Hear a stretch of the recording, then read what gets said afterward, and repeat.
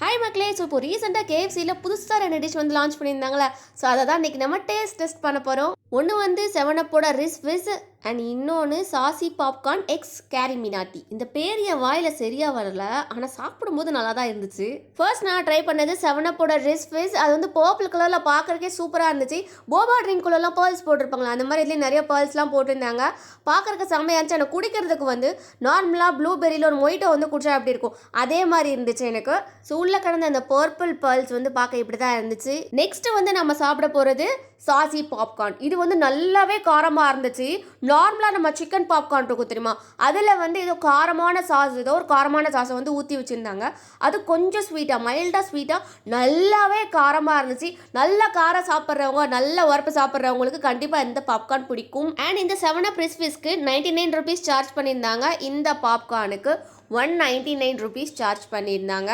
So இதான் bill plus GST add பண்ணிக்கோங்க. Okay, பாய் மக்களே.